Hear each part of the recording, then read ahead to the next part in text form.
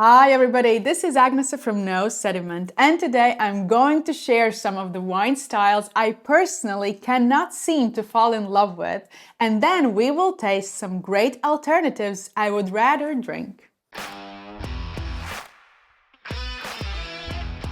In the current era, expressing opinions that others might not enjoy or agree with could almost feel like walking naked in the public. You feel vulnerable because you know there might immediately be flood of comments with a pushback at best and something nastier at worst. However, I have always enjoyed a good discussion. I don't mind if it becomes slightly heated as long as it stays respectful and there is something new to learn. In fact, I have often found that a new perspective can completely change my view on a subject. So today I'm going to talk about wine styles that I am not particularly fan of, and I will explain why. It is not that these wine styles are not good in quality, and I am certainly not saying that you should not drink them. I will defend your rights to drink whatever wine you want as long as it is wine and not ready to drink cocktail. But yes, these are wine styles that I personally struggle to love, and then after each one, I will present an alternative which we will taste together. I don't know what it is, but the moment I look at the wine and see inky color, stained tears, and highly concentrated, dense aroma of blue and black fruits, I almost don't want to taste it. Especially if the flavor profile leans towards rich and jammy fruit. Basically, if I feel like I have to grab a spoon instead of a glass to enjoy the wine, I might taste it for educational purposes, but I may not want to go back for another sip. I sometimes find it almost odd that Amarones, made from dried grapes where water has evaporated and everything else is concentrated, can show more freshness and liveliness than some of those extracted wine bombs from certain winemakers and regions. But I really can't fault these wines because they often do have high concentration, a long fruit-driven finish, and acidity that brings balance to the rich and opulent fruit. They also seem to show no age even after decades spent in the bottle. So very often these wines score highly in competitions, but stylistically they are not something I particularly want to sit down with, enjoy, and meditate over. This is not to say that I don't enjoy full-bodied and concentrated red wines. Right Bank Bordeaux, often significantly based on Merlot, can produce exactly that kind of style. For example, Croix de Labrie, and in this case, we are having Chapelle de Labrie 2022 vintage. Some of you might argue that this is quite young vintage, and I agree. Of course, Bordeaux, fine Bordeaux, red Bordeaux can age really long, and usually when you are doing a blind tasting you add extra years to it because it never seems as old as it is. But today I wanted to make my point, so I chose full-bodied, richly textured red wine. However, it does have freshness, it does have elegance, it is not just plain, extracted fruit bomb. So let's taste it. And it is 90% Merlot and around 10% Cabernet Franc. Merlot as a grape variety tends to develop these really rich, opulent, full-bodied red wines, oftentimes with high alcohol as well. So let's taste it.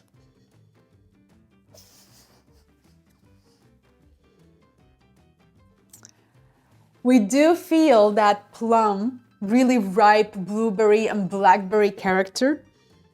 Slight cassis as well, delicate note of pencil shavings like that graphite character. Smokiness and toastiness as well, like toasty element, probably coming from wood, some vanilla. And of course, I do not want to blame those grape varieties that naturally produce inky colored wines. For example, Malbec, it is usually quite deeply colored. But my issue is that sometimes grape variety does not have ability to do that, so we use, whatever we need to use to extract that. This wine is more complex than it is, fruit bombing you. Let's taste it. And as I was tasting this wine, I realized another thing.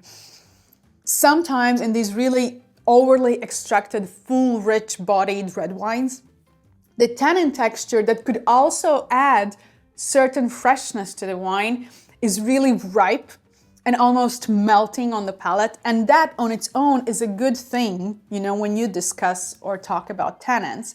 But when it just adds more flesh to the more flesh, sometimes it is too much. And here, when I felt the tannin, I realized it adds texture, it adds mouthfeel, it adds a frame and like a backbone to the wine. It also gives a bit of grip to the fruit. You know, it is not just jolly fruit hanging out there and, you know, being ripe and delicious. It has a character. And of course, something that I always valued Bordeaux for is the elevated, you know, mouth-watering acidity. It always adds freshness to the wine, and the aftertaste is lively, it is juicy, it is balanced, as with any good fruit you would expect. So I will give this wine 94 points.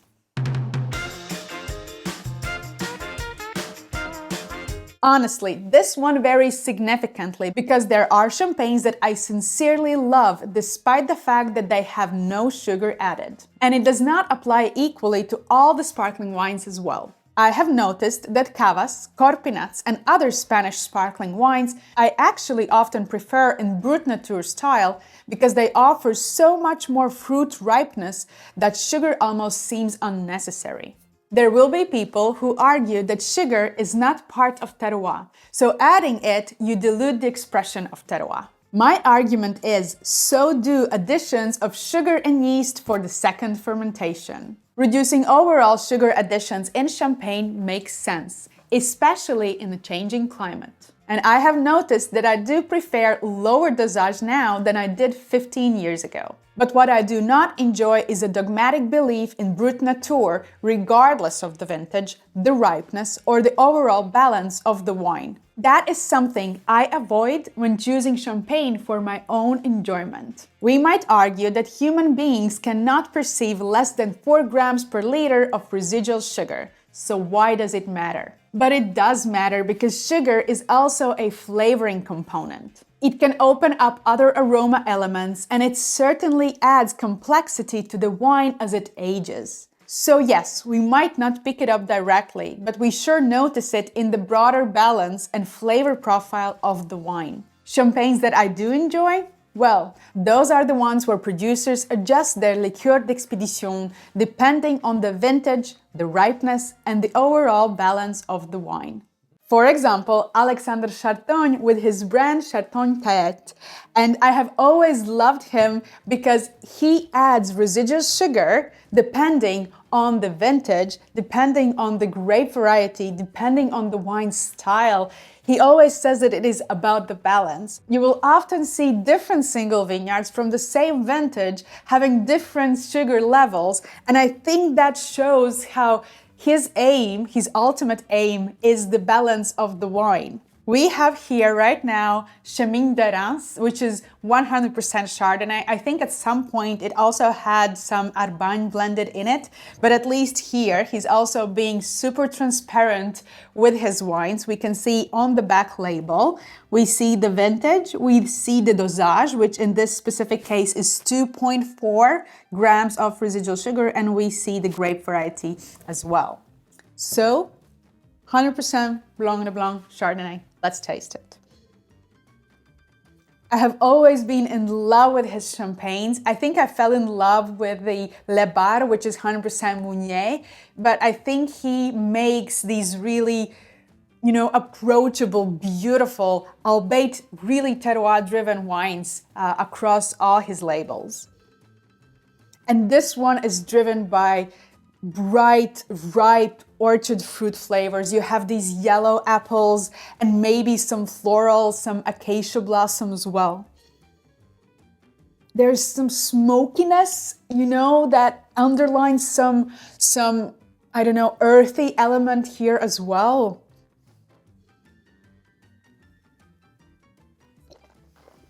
Oh, wow. I mean, the acidity here in this champagne is really high and vibrant. It is slightly nervy in a way, but you also have these really ripe white orchard fruits surrounding the acidity. To be honest, I do not feel the 2 grams of sugar here. On the palate, this wine seems completely dry. However, it also shows quite a lot of balance. Maybe it is because of the riper fruit profile in this case, because it fills the palate quite intensely, and you do feel it lingering on the aftertaste as well. So as I told you in the introduction, it is not really about tasting the sweetness, it is about the balance. And I do think that this wine is showing itself quite beautifully on the palate. It is long lasting, it is fruit driven and fruit shaped. However, I feel those structural elements on the cheeks slightly. Maybe it is from the oak aging, that smokiness, that earthy character. Overall, well-made wine, and no one could tell that it does not represent its terroir. No one could tell that, those 2 grams of sugar here has overpowered the expression of champagne. When you smell it, when you taste it, it is champagne. It screams champagne. So I will give this wine 95 points. So now let's move to the next wine I am not a fan of.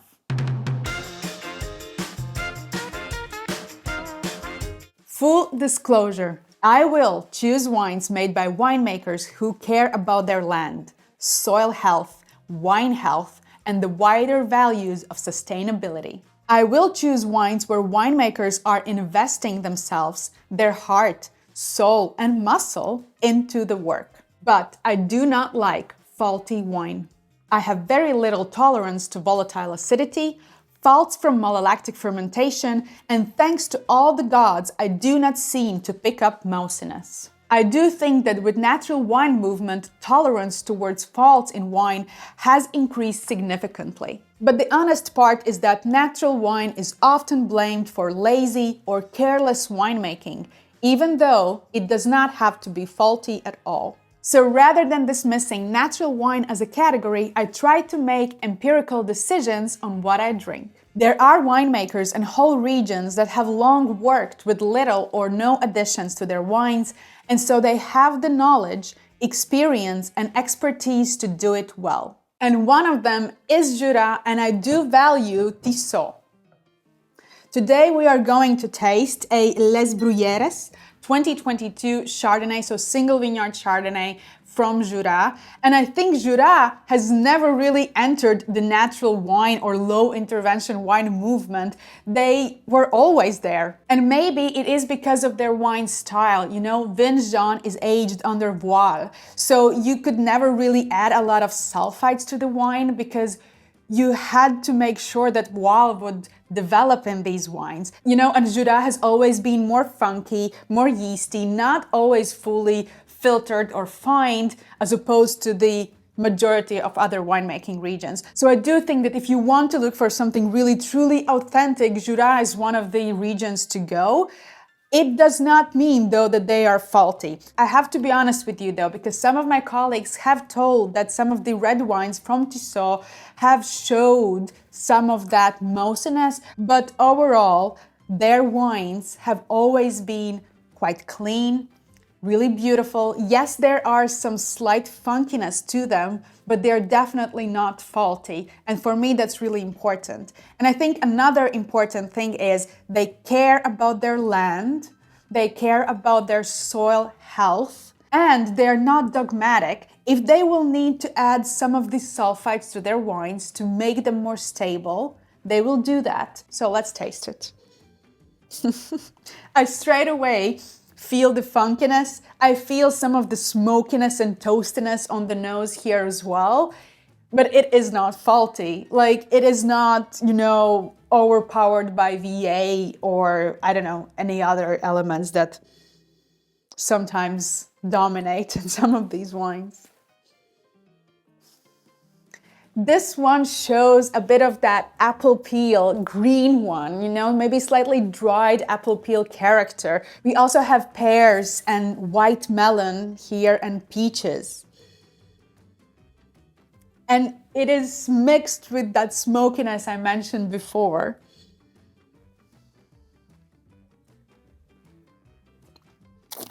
I do think that Chardonnay is a chameleon, but it always shines through. Like, you always feel that it is Chardonnay, despite the fact that it can be so versatile, so diverse. And here we do feel that slightly funky, slightly earthy element, yeasty mid-palate. It adds a bit of structure, a bit of, body and backbone to the wine. Acidity is quite nice, beautiful. It is juicy. It is not overpowering the wine. I think I've tasted some of the wines from 2021, and there the acidity was more focused, more sharp in a way, more, mouth-watering. Here it is part of the wine, and we can see that vintage also shines through. And what is really interesting, a note that I usually quite love in wines is slight salinity, which you do feel on the finish, on the aftertaste. So I will give this wine 94 points. Let's move to the next wine that I am not a fan of.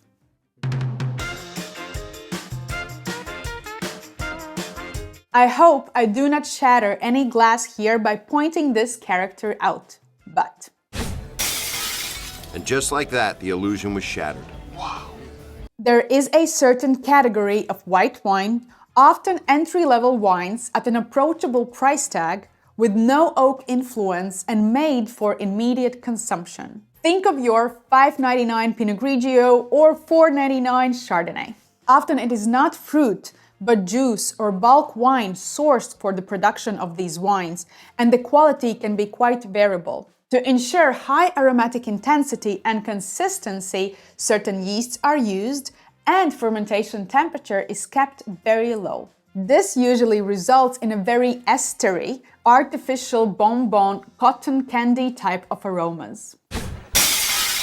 Oh man, honestly, dude, that's the meanest thing you've ever done to me. I really thought you knew. Now, I understand the reasoning here in an entry-level category from a volume-focused producer. You ensure bright aroma and consistent profile regardless of the origin or broader quality of the grapes. However, I have seen this estery character creeping into more expensive categories as well. Some yeasts and very low fermentation temperature have the ability to strip away or simply overpower the character of the grape and certainly any terroir expression. So I am never happy to smell these estery notes in my white wines, and to be honest, I will always choose funkiness over estery notes in my wines. So today I have chosen to show you a wine or producer that whenever I go to Wachau, I always stay with them, and they are this nicest, sweetest family, Rixinger, and they have an amazing vineyards, some of the most praised vineyards in Wachau area. This one is Singerriedel. I love Singerriedel. Singerriedel is one of my favorite single vineyard sites in Wachau, mostly though for Riesling. Singerriedel is known for its Riesling. There are few producers who will grow Gruner Veltliner, however, and Rixinger is one of them. So let's taste the wine. This is Smaragd level, so the ripest fruit went into this wine. I don't know the fermentation temperature here, but judging by the nose, it is not 10, it is not 12, it is not 14. Because you feel all those fruity flavors. When you smell it, you feel peaches, you feel really ripe apricots, you feel floral characters. It is not estery. And just full disclosure here, I don't mind, yeast added to initiate fermentation. It is not my issue. But there are certain yeasts that are used to create certain aroma flavors, and mouthfeel in the wine. And when it starts to overpower the grape variety or the terroir, this is when it bothers me. It is slightly too cold maybe, so it is just opening up in the glass as I'm speaking with you.